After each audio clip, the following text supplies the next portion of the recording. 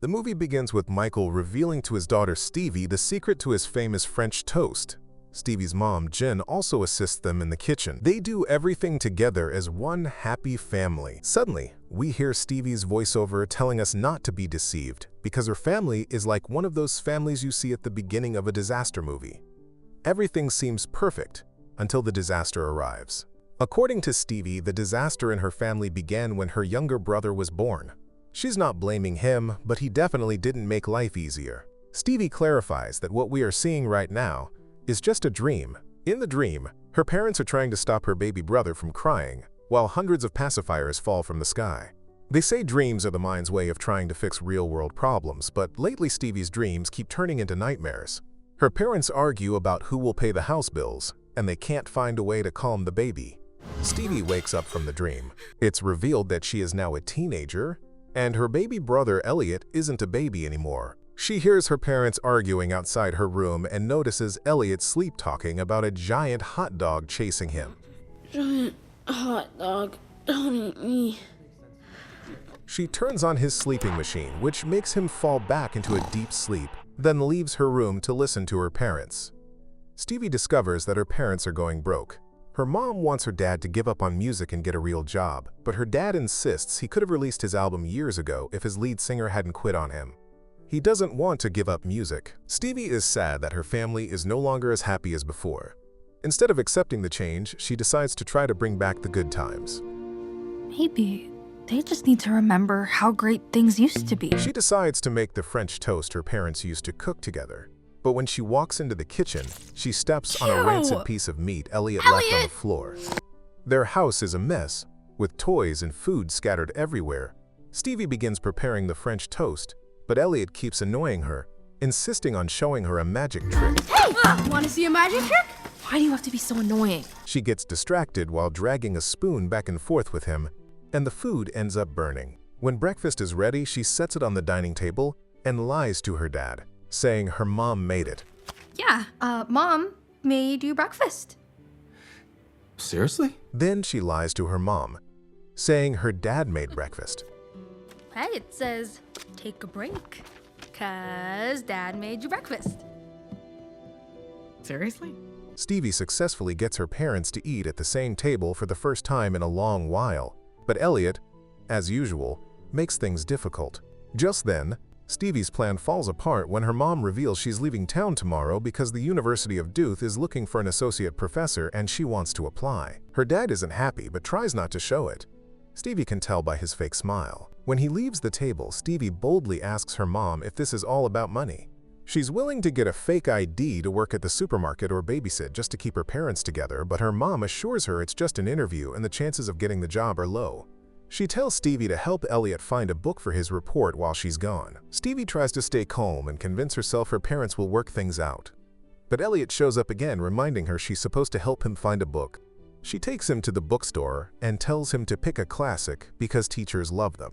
Elliot sees a door marked Employees Only and wanders in. Stevie finds a poster from her parents' first show and tries to show Elliot, but he's gone. Junbei, a worker at the store, appears and asks what she needs. Stevie is clearly smitten at first sight. Meanwhile, Elliot finds an old box containing a special book titled The Legend of the Sandman, the Giver of Dreams. Stevie catches him and checks the book, but it's mostly pictures, not even a real book. Suddenly, the lights start blinking mysteriously. Junbei appears and reminds them they aren't allowed there, so they leave.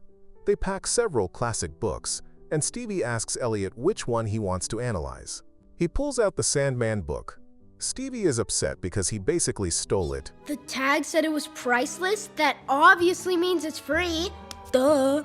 He shows Stevie a page claiming the Sandman can make your dreams come true, but she calls him gullible because it's obviously not real. Elliot says that if the Sandman could grant his dream, he would have a jetpack, a six-pack, and fists made of dynamite. He asks Stevie what her dream is. She looks at a picture of their parents. It's clear she just wants her family to be happy again, but she lies and says she only wants her own room. At midnight, Stevie hears strange noises. Elliot's bed starts moving and breaks through the wall. Stevie is terrified while Elliot is thrilled. The bed flies out of the house, and Stevie clings to the bedsheet as it takes off. Elliot soon realizes he can control the bed. Against Stevie's wishes, he presses a rocket button and launches them at full speed, even reaching the moon. Stevie stops being scared and becomes amazed by the beautiful lights around them. She touches one, and a shadow of the legendary Sandman appears, telling them to find him and their dreams will come true. Suddenly, the bed stops and both siblings start falling.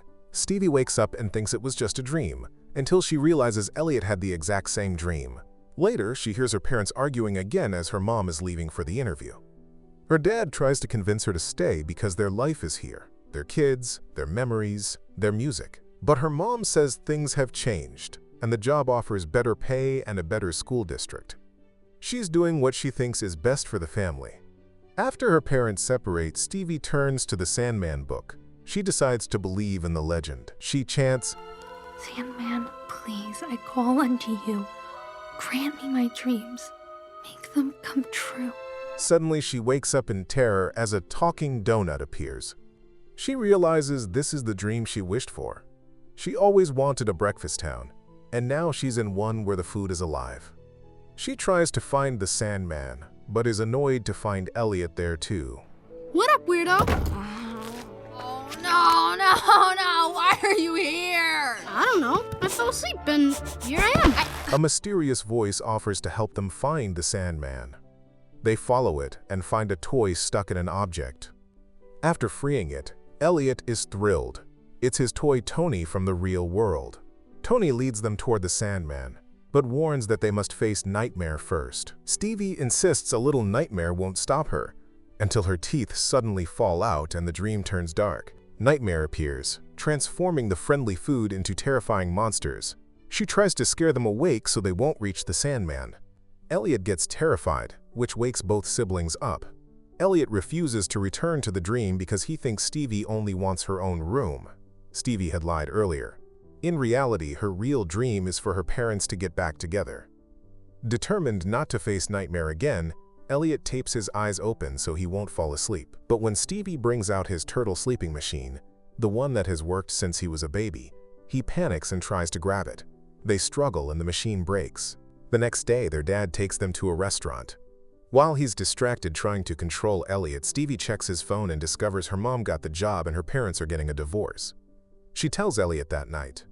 He's heartbroken and realizes Stevie never wanted a separate room. She wanted their parents, music to succeed and bring them back together.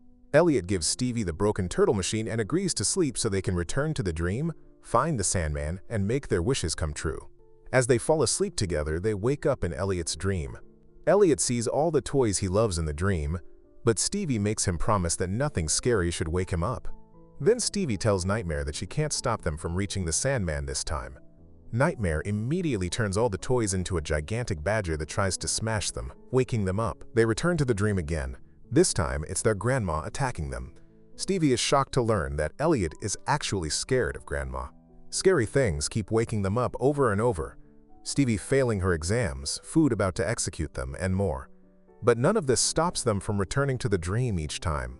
In the next dream, a toy bear tries to crush them. Elliot and Stevie decide to hold hands and stay strong so they don't wake up. It works. Elliot becomes strong enough to block the bear's attack.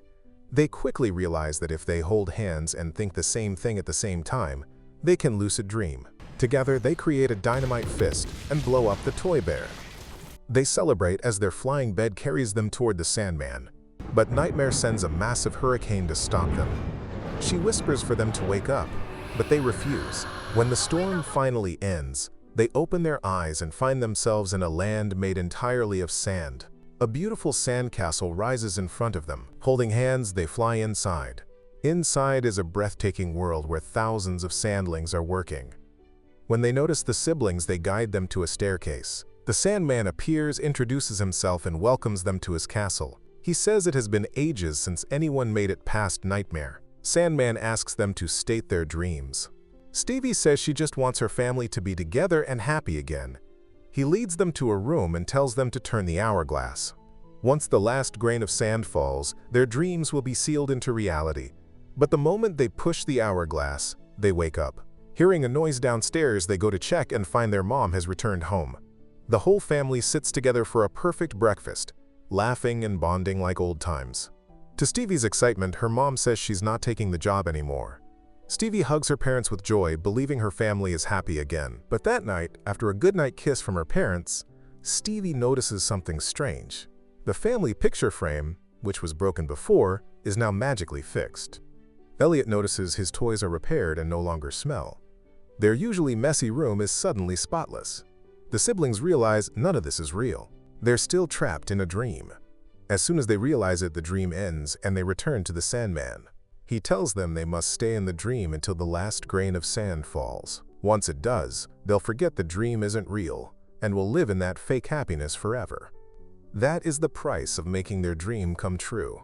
Elliot realizes Sandman can't be trusted and tries to pull Stevie away, but Sandman convinces her that he knows her parents' deepest desires and thoughts better than they do. Stevie begins to believe him. Maybe living in a perfect dream is the only way their family can stay together. Elliot tries to stop her, but Stevie, overwhelmed and angry, pushes him away and returns to the dream of her reunited family. Elliot wakes up in the real world and sees Stevie still asleep. It becomes clear that if someone doesn't leave the Sandman's dream before the last grain of sand falls, they will be trapped forever.